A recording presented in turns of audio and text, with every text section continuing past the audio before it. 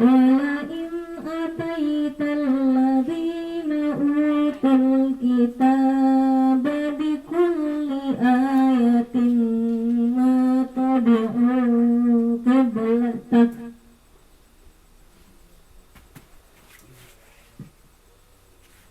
وما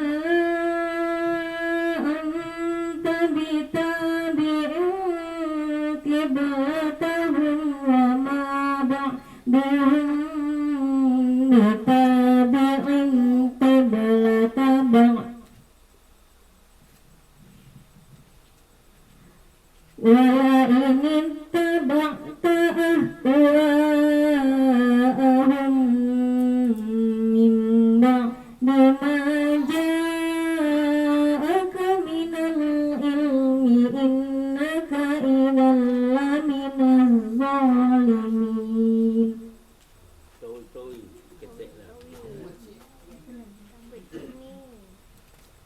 الذين آتيناهم الكتاب يعرفونه كما يعرفون أبناءهم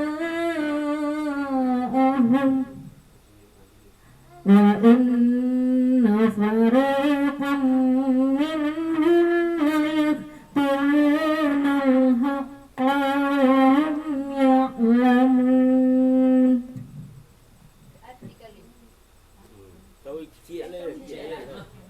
Jarang-jarang loh.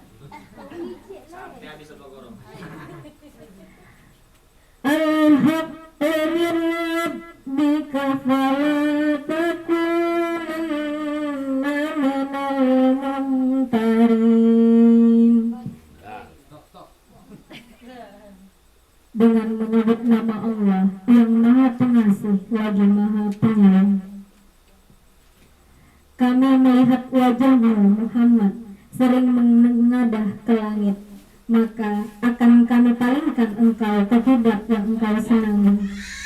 Maka hadapkanlah wajahmu ke arah Masjidil Haram, dan di mana saja engkau berada, hadapkanlah wajahmu ke arah itu.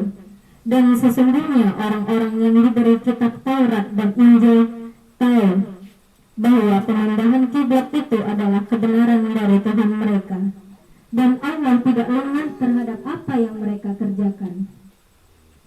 Dan walaupun engkau Muhammad memberikan semua ayat keterangan kepada orang-orang yang diberi kitab itu, mereka tidak akan mengikuti kiblatmu, dan engkau pun tidak akan mengikuti kiblat mereka. Sebagian mereka tidak akan mengikuti kiblat sebagian yang lain. Dan jika engkau mengikuti keinginan mereka setelah sampai ilmu kepadamu, niscaya engkau termasuk orang-orang yang zalim. Orang-orang yang telah kami beri kitab Taurat dan Injil mengenalnya, seperti mereka mengenal anak-anak mereka sendiri. Sesungguhnya sebagian mereka pasti menyembunyikan kebenaran, padahal mereka mengetahuinya. Kebenaran itu dari Tuhanmu, maka janganlah sekali-kali engkau Muhammad termasuk orang-orang yang ragu. Sadaqallahul azim. Maha benar Allah dengan segala firman.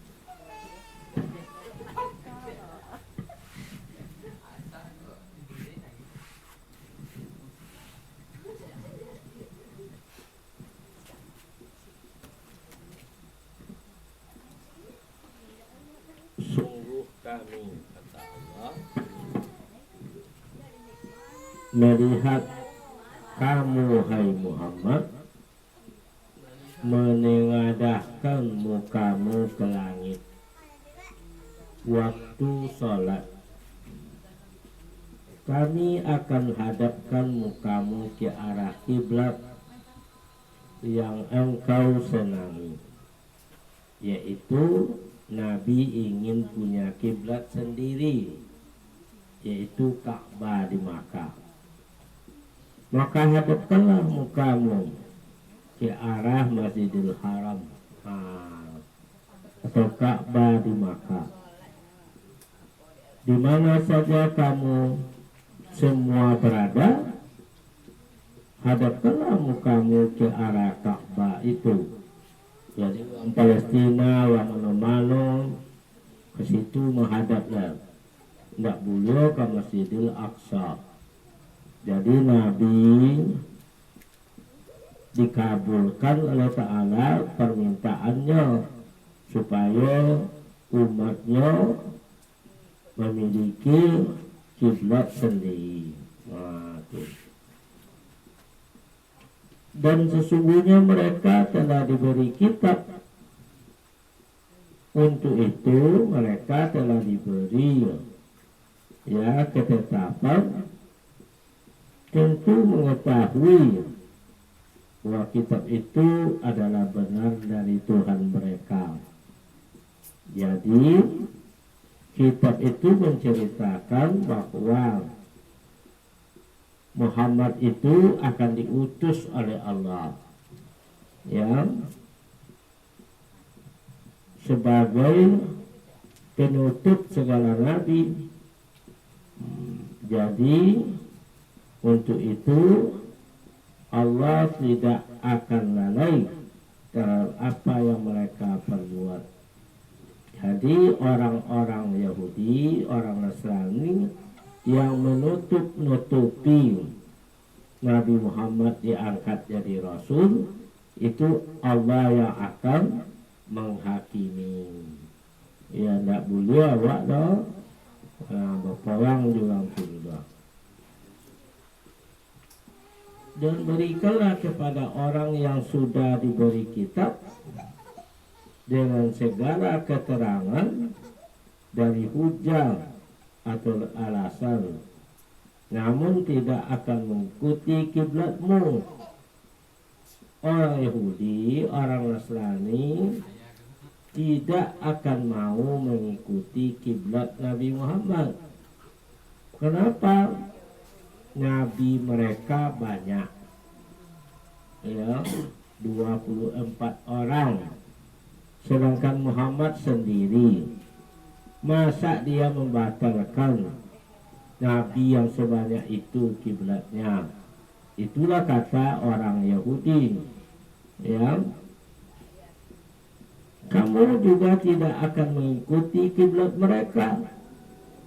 Engkau, hai Muhammad, tidak boleh mengikuti kiblat mereka. Kenapa? Karena kiblatmu itu Allah yang menetapkan. Maka sebahagian dari mereka tidak akan mengikuti kiblat sebahagian yang lain. Maka mereka, orang-orang Yahudi Nasrani, tidak akan mau mengikut kiblat Nabi Muhammad yang ditetapkan di Ka'bah. Kenapa begitu? Dan sungguh jika kamu mengikuti kemauan dan keinginan mereka sesudah wahyu datang kepada kamu, tentulah engkau termasuk orang-orang menganiaya, mempersulit diri kamu sendiri. Jadi kamu akan berdebat seumur hidupmu dengan orang Yahudi dan orang Nasrani yang mengatakan Nabi kami 24 orang, kiblat kami Masjidil Aqsa. Kamu, hai Muhammad, seorang diri jadi nabi, bukan orang Bani Israel, engkau orang Arab. Maka engkau tidak boleh membawa kami mengikuti kiblat kamu. Kamu berkiblat ke Makkah, kami berkiblat ke Palestina.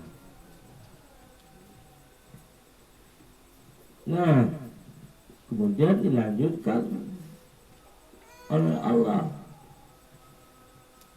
tentang Nabi Muhammad itu dan orang-orang yang telah kami beri kitab, Yahudi, Nasrani dan sebagainya, mengenal Muhammad itu sebagai mereka mengenal anak-anaknya. Kenapa? Karena di dalam kitab Taurat, kitab Injil, kitab Zabur, Muhammad itu sudah dijelaskan akan datang pada akhir zaman menjadi Rasul, tapi bukan untuk suku Bani Israel, bukan untuk suku-suku yang lain, tapi untuk seluruh alam semesta. Wa ma arsalnaka illa rahmatan lil alamin. Maka sesungguhnya sebagian dari mereka Yahudi, Nasrani betul-betul menyembunyikan kebenaran itu, bahwa mereka coretlah Injilnya yang menyebut Muhammad akan diutus. Mereka coretlah nama Nabi Muhammad di dalam Taurat, ya, maka tidak ada lagi berita tentang Nabi Muhammad. Padahal sebelum itu disebutkan di dalam kitab Taurat itu, kitab Injil, Muhammad akan diutus oleh Allah. Nah, kebenaran itu datang dari Tuhanmu. Hai Muhammad, kamu tidak boleh ragu-ragu, terus berjuang menegakkan agamamu. Karena itu janganlah engkau termasuk orang yang ragu-ragu. Jadi ibu-ibu yang dirahmati Allah, sampai hari ini ya, orang Yahudi, orang Nasrani tidak terima agama yang dibawa oleh Nabi Muhammad, dan mereka menginginkan agama mereka yang diikuti. Walan tardo angkal Yahudu walan Nasara hatta tattabi'a millatahu.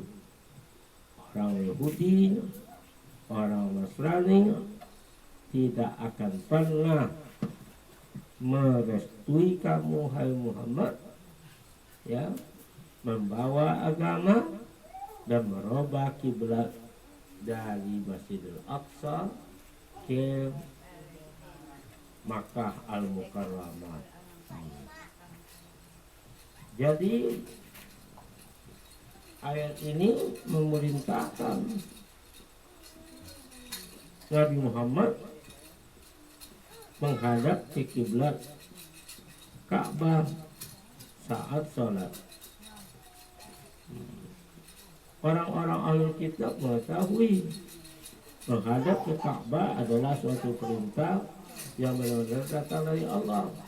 Jadi orang Yahudi itu tahu dia, orang macam Allah juga menjelaskan kepada Yahudi dalam kitabnya Taurat, Injil, Zabur, ya, dan mereka menyatakan tidak akan mengikut agama Nabi Muhammad, ya, dan tidak akan mengikut kiblat yang ditetapkan kepada Nabi Muhammad.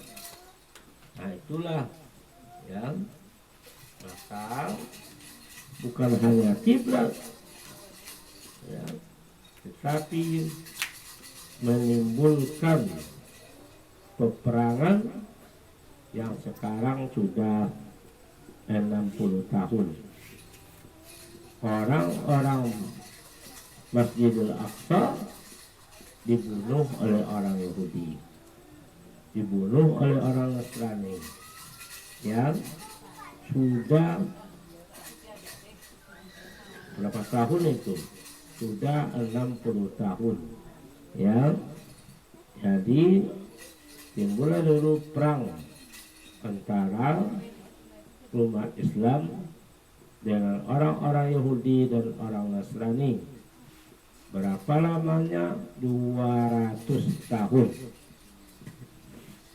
2 abad lamanya perang itu. Jadi perang berdasarkan agama itu itu sangat banyak tentaranya, sangat banyak mesunya, sangat banyak apa namanya tuh senjatanya. Orang-orang barat itu kan ahli senjata, ahli rudal, ahli segala macamnya, maka umat Islam dihadapkan ke situ ya. Jadi di Indonesia ini ya, kita harus waspada ya. Itu mereka mengatakan orang-orang tua muslim itu sampai mati tidak akan mau pindah agama. Dibunuh pun mereka tidak akan pindah agama ya. Nah, tapi yang terjadi adalah anak-anaknya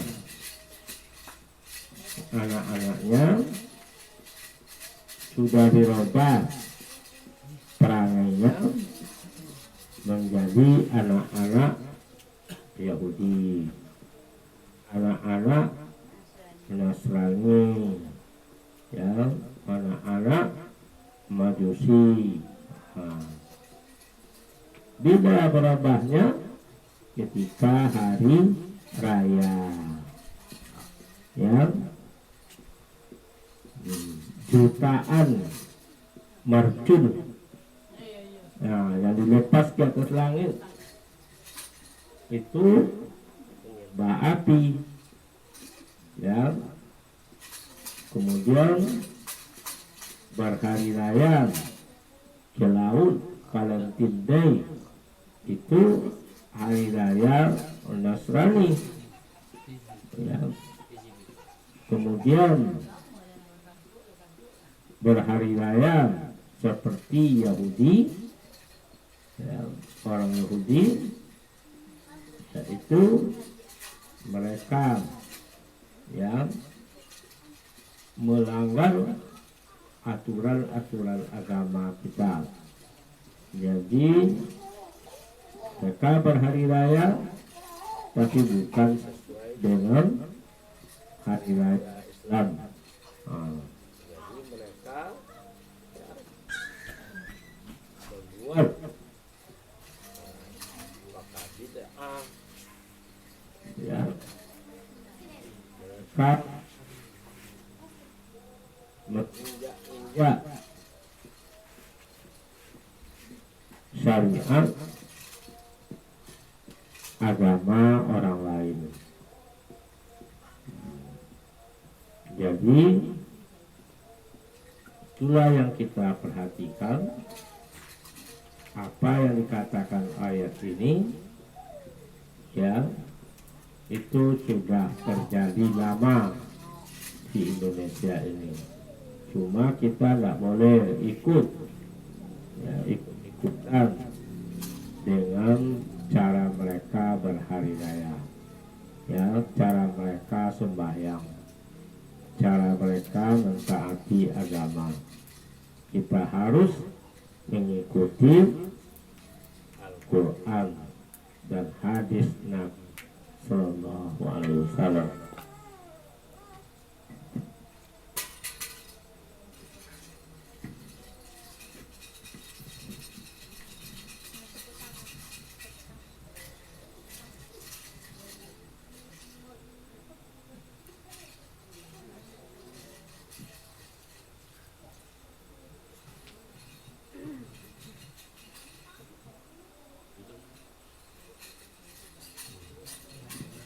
Sekarang ini di Indonesia ini agama gaduh-gaduh, nggak boleh Islam saja diikut, harus masuk ke situ mentimun,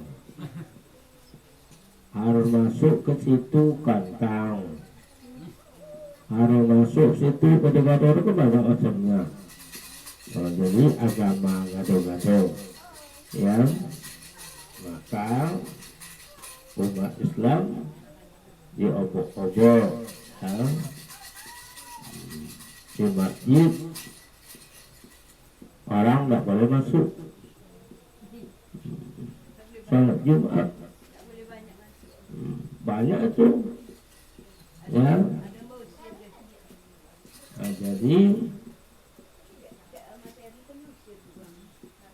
waktu kita di salat awal ini datang kita baru pergi khutbah,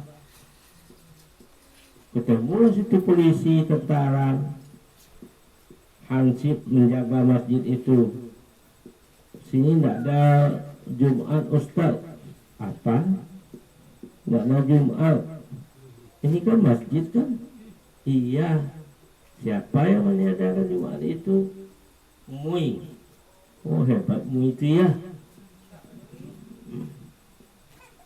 Hebat MUI itu. Saya datang jauh-jauh Pak dari kampung. Saya berkhutbah di sini. Datang kemari untuk khutbah. Satu orang pun saya akan berkhutbah. Mendengar itu rupanya masjid lain sudah tutup. Jangan dengar lah orang pakai Honda itu, di mana lah raya kita bisa numpang Jumat. Ada mana situ kan? Dalam waktu 2 atau 3 menit masjid tadi penuh sekelilingnya oleh Honda tamu datang. Belum pernah masjid kami ini melimpah Pak, sekarang sampai keluar. Nah itu, jadi maksud mereka saya harus pulang, tak jadi berkhutbah. Saya mengapa? Masa saya di masjid dilarang berkhutbah? Kalau di gereja iyalah. Nah itu, jadi banyak mubalik kita nggak berani berkhutbah. Ya, maka selesai salat Jumat, pengurus mengatakan, kami mau nggak menduga Pak sebanyak ini jemaah, belum pernah lagi katanya. Nah, jadi orang Islam itu mau sholat, tapi mereka dijaga, nggak boleh. Itu nggak ada di zaman SBY. Nggak ada itu.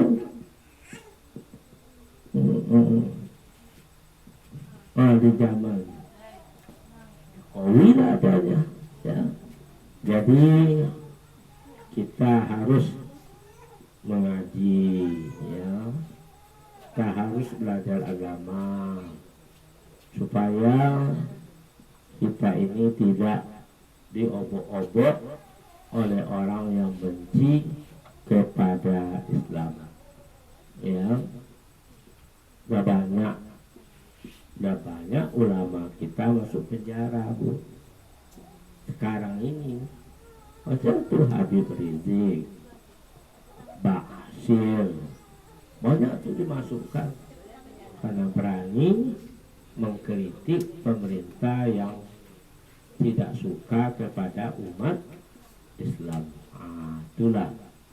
Jadi awak waktu yang gak suka kawak lu godang pahala awak, menegakkan agama awak ya. Waktu yang gak suka tu lah, nah besar pahala kamu karena kamu berjihad li'i'la'i kalimatillah hiyal ulya, untuk memperjuangkan kemuliaan agama Allah.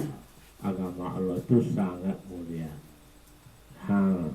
Itulah ibu yang dirahmati Allah. Billahi taufiq wal hidayah. Wassalamualaikum warahmatullahi wabarakatuh.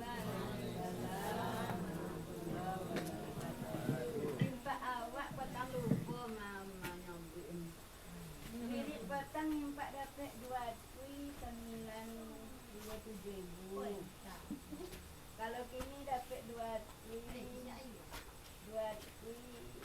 yang